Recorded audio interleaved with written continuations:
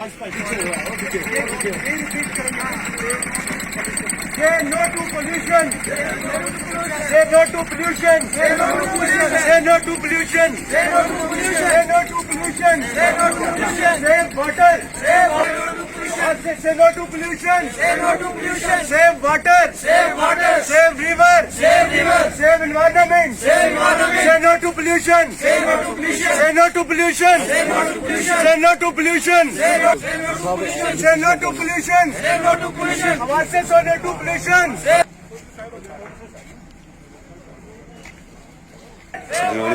environment. Say no to pollution. Say no to pollution. Say no to plastic. Say no to plastic. पानी बचाओ. पानी बचाओ. पानी बचाओ. पानी बचाओ. बीमारी का एक ही हल. साफ जल. साफ जल. बीमारी का एक ही हल. साफ जल. साफ जल. बचाओ. जिंदगी बचाओ. पानी बचाओ. जिंदगी बचाओ. पानी बचाओ. जिंदगी बचाओ. पंच बचाओ. पंच बचाओ. जिंदगी बचाओ. बीमारी का एक ही हल. साफ साफ जल. साफ जल. बीमारी का एक ही हल. साफ जल. साफ जल. बीमारी का एक ही हल. साफ जल. साफ जल. बीमारी का एक ही हल. जिंदगी बचाओ. पानी बचाओ. जिंदगी बचाओ. पानी बचाओ. जिंदगी बचाओ. पानी बचाओ. जिंदगी बचाओ. बीमारी का एक ही हल. साफ जल. साफ बीमारी का एक ही हल. साफ जल. साफ जल. बीमारी का एक ही हल. साफ जल. साफ जल.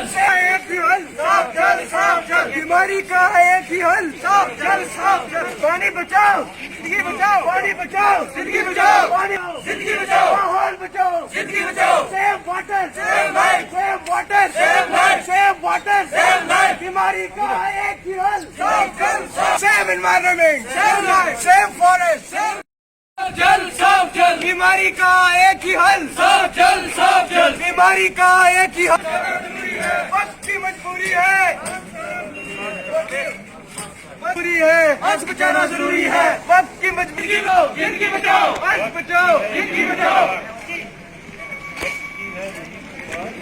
नदियों से करो प्यार. वक्त की मजबूरी है. वक्त बचाना जरूरी है. वक्त की मजबूरी है. आज बचाना जरूरी है. वक्त की मजबूरी है. आज बचाना जरूरी है. वक्त की है यही पुकार. वक्त की है यही पुकार. वक्त की है यही पुकार.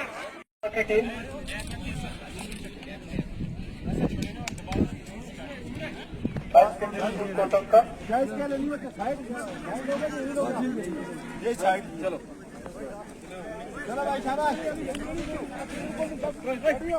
यहाँ से बेहतरीन मुकाबला होने जा रहा है और बहुत ही कठिन मुकाबला JMD कोलकाता और स्कूल कोलकाता के बीच में. अब देखना होगा कि मुझे कौन सी टीम आती है.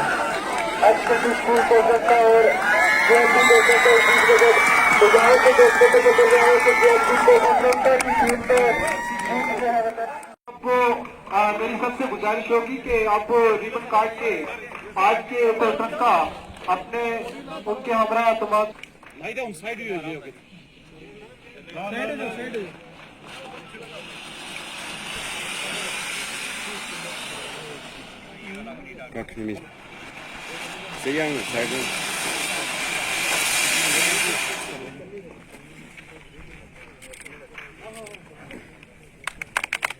हजरात की गुजारिश है कि जोरदार तालियों से आज के इस प्रोग्राम का इफ्तिताह जो है वो करवाएं. हमारे बीच में गांजा, अफीम आदि का सेवन किया जाता है. दुनिया भर में नशीले पदार्थों पर नशा करने वाले लोग इस तरह निर्भर हो जाते हैं कि वो इसके इस्तेमाल को रोक नहीं सकते. नशीले पदार्थ खरीदने के लिए वह बहुत पैसा खर्च करते हैं.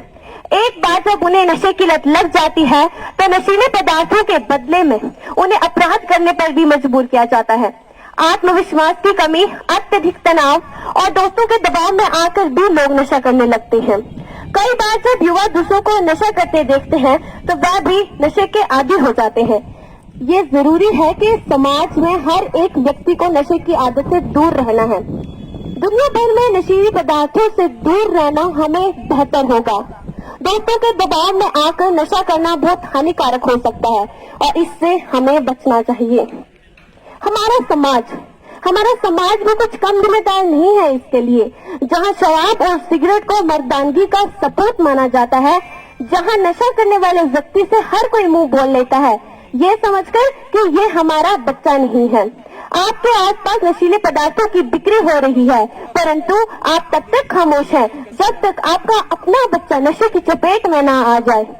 आज हमारे देश के युवा नशे के चंगुल में फंसते जा रहे हैं। क्या कोई उपाय नहीं है? आज नशीले पदार्थों के सौदागरों पर कोई कार्रवाई नहीं हो रही है। क्या है इस समस्या का समाधान? सबसे पहले परिवार, माता पिता को अपने बच्चों के साथ बचपन से ही समय बिताकर उन्हें गलत और सही का अंतर सिखाना होगा और उन्हें ये यकीन दिलाना होगा कि हर मुश्किल परिस्थिति में माँ बाप उनके साथ हैं। उनकी समस्याओं को समझना होगा ताकि उनके जीवन में अगर कोई परेशानी या जिम्मेदारी आए तो वो नशा का सहारा ना ले, बल्कि नशे को छोड़कर वो अपने माता पिता के साथ बैठकर उस परेशानी का हल निकाले। ड्रग्स एक ऐसा दलदल है जिसमें धंसने वाला खुद तो तबाह होता ही है, साथ ही उसका पूरा परिवार तबाह होता है। ड्रग्स के दुष्प्रभाव से सिर्फ उस व्यक्ति को असर नहीं पड़ता जो इसका आदी होता है, बल्कि राष्ट्र, समाज और परिवार पर भी असर पड़ता है। इसलिए अगर हमें अपने राष्ट्र को मजबूत बनाना होगा तो हमें सबसे पहले अपने राष्ट्र को ड्रग्स से मुक्त करना होगा। जय हिंद, जय भारत, वंदे मातरम। Thank you.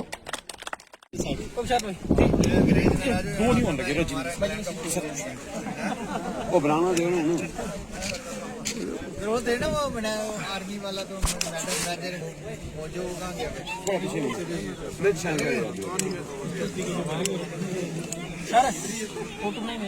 कदा लगना है नहीं खड़े नहीं लगे वो तीन लगे इसको चलाओ थोड़ा सा पीछे हो जाओ।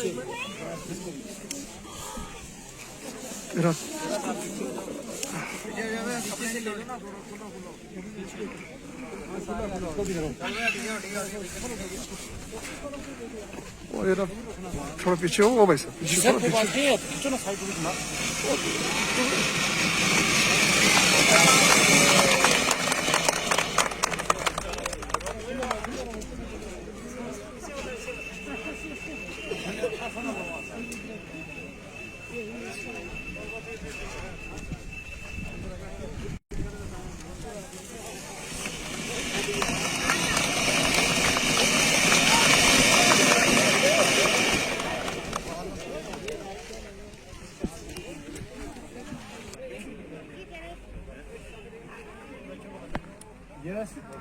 निकलो आगे।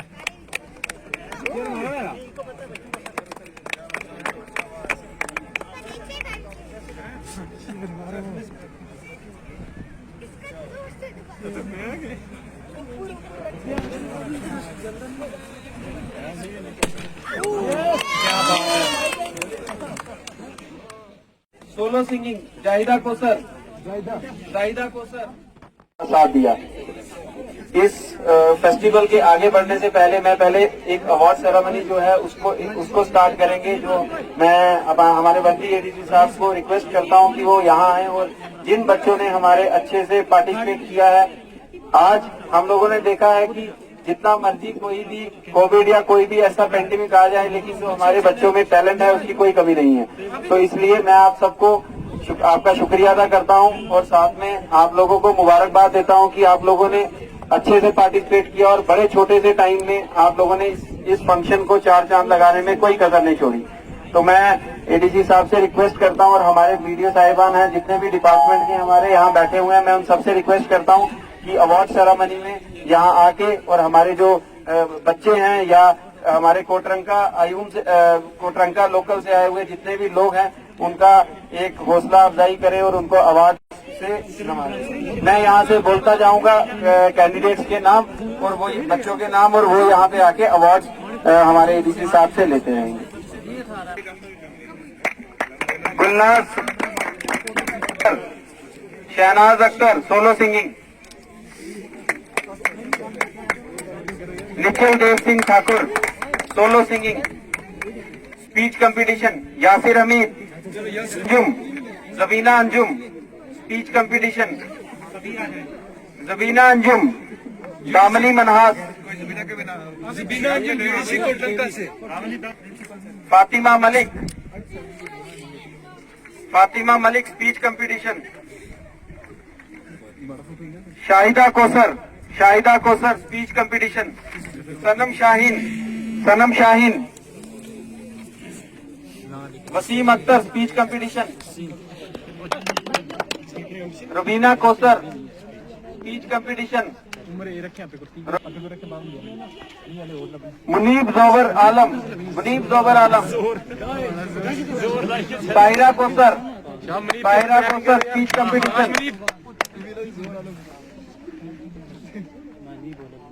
अब मैं हमारे वर्दी कहानी में लास्ट में बताऊंगा, लेकिन हमारे जितने भी डिपार्टमेंट के हमारे रिप्रेजेंटेटिव यहाँ हैं, उनका भी हौसला बढ़ाने के लिए, उन्हें छोटा सा एक अप्रिसिएशन के लिए डीसी साहब उनको जो हमारे principal high secondary school Kotranka, अगर उनके कोई को रिप्रेजेंट कर रहे हैं वो ले सकते हैं। Principal high secondary school Kotranka, हमारे PMGSY कोटरंका, हमारे PWD कोटरंका,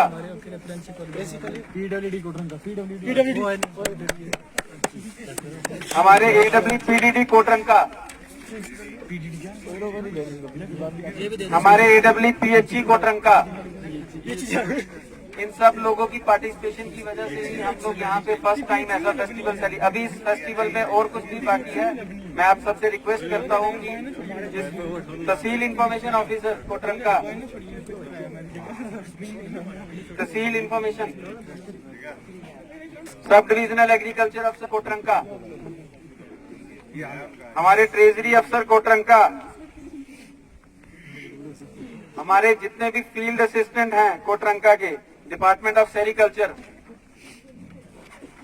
हमारे हॉर्टिकल्चर डिपार्टमेंट से,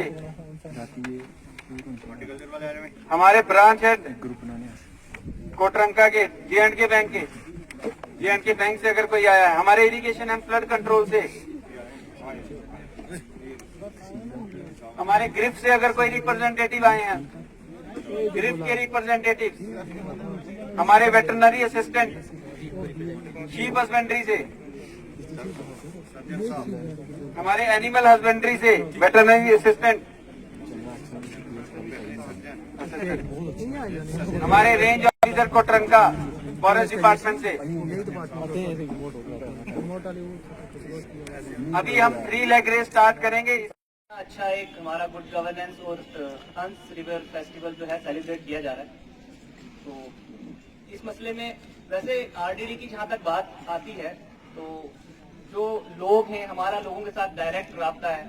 तो हमारी जो स्कीम्स हैं उसको लेके जो लोग हैं वो ऑलरेडी काफी ज्यादा अवेयर हैं। बट फिर भी क्योंकि हम सारे लोग, जितने भी सारे डिपार्टमेंट्स हैं जो सब डिस्ट्रिक्ट कोटरंका है इसके अंदर, वो सारे अपने अपना जो है रिव्यू पेश कर रहे हैं। तो इस सिलसिले में मैं भी कुछ जो है अपने पॉइंट्स हैं अपने डिपार्टमेंट से रिलेटेड अपने ब्लॉक में, वो आपके सामने रखना चाहता हूँ। तो इसमें सबसे पहले जब हम बात करते हैं रूरल डेवलपमेंट डिपार्टमेंट की, तो हमारे पास जो 3 मेन स्कीम्स हैं, जो 3 मेन एस्पेक्ट्स हमारी सोसाइटी के टच करती हैं, उन 3 स्कीम्स में पहली स्कीम है हमारी मनरेगा, जिसमें कि हम अनएम्प्लॉयमेंट की जो प्रॉब्लम है उससे डील करते हैं। और ये जो मनरेगा स्कीम है, इसके अंदर हम एक हाउस होल्ड को 1 साल में 100 दिन का जो है रोजगार देते हैं। तो इसके लिए अगर आपको लगता है आपके आसपास कुछ ऐसे लोग हैं जिनको काम की जरूरत है, जो विलिंग है, जो काम करना चाहते हैं, वो अप्रोच कर सकते हैं हमारे GRS को, हमारे पंचायत सेक्रेटरी जो कि हमारे फंक्शनरीज होते हैं विलेज लेवल पे, उनके पास अपनी डिमांड ले जा सकते हैं। वो हमारे पास डिमांड लाएंगे और हम आपको जो है इसी सिलसिले में हम आपको जॉब प्रोवाइड करेंगे। पिछले साल की अगर हम बात करें तो हमने करीब 1,80,000 लोगों को एम्प्लॉयमेंट दी है मनरेगा स्कीम के अंदर। और अभी तक हमने इस साल में अभी तक टिल डेट हमने 26,000 लोगों को एम्प्लॉयमेंट दिया है, 26,000 डेज का एम्प्लॉयमेंट दिया है, सॉरी। तो होपफुली हम मार्च तक इस नंबर को और ज्यादा बढ़ाने की कोशिश करेंगे। इसके बाद जो हमारी दूसरी स्कीम है, जो दूसरी मेजर स्कीम RDD डिपार्टमेंट की है, वो है हमारी PMAY स्कीम, जिसमें हम जो है जिन लोगों के पास पक्के घर नहीं है, पक्के हाउस नहीं है, उनको हम पक्का हाउस प्रोवाइड करते हैं। उनको अपना अगर पक्का हाउस बनाना है तो हम उन्हें 1.5 लाख की जो है फाइनेंशियल असिस्टेंस देते हैं। जिसमें से कि 1.3 लाख जो है वो PMAY स्कीम से आती है और जो बाकी का 30,000 है वो नरेगा के साथ कन्वर्जेंस में देते हैं। उसके बाद जो हमारी तीसरी स्कीम है वो है हमारी SBM, स्वच्छ भारत मिशन। क्योंकि नए नए वेरिएंट आकर हमारी जिंदगियों को मुतासिर करते रहते हैं, और अभी नया वेरिएंट जैसे आया है आपको उनके बारे में भी बताएंगे और कैसे हमें सेफ रहना है उसे वो बताएंगे DMO को।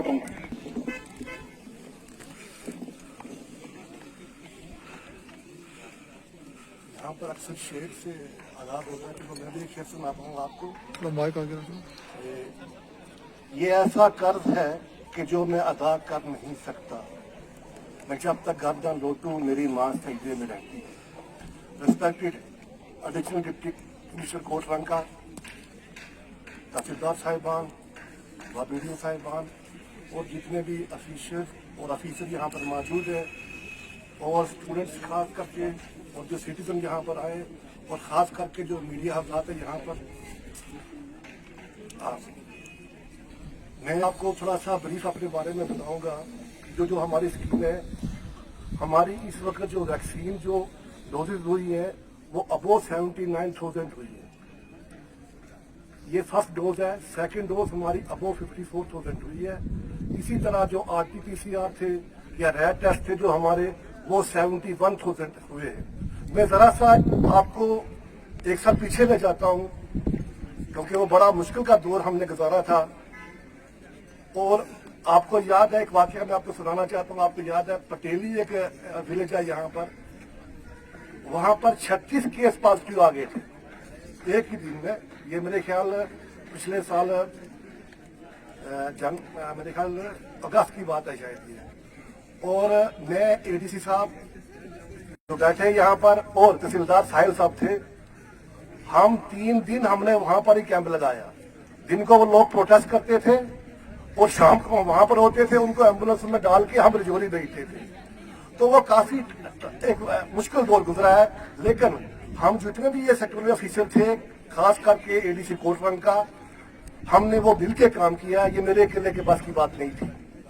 उसके बाद हमने जो ये कोविड टेस्टिंग शुरू की है, ये हमारा ब्लॉक कंडी था जिसने फर्स्ट टाइम शुरू की थी JNV कोटरंका में वहां पर ऊपर।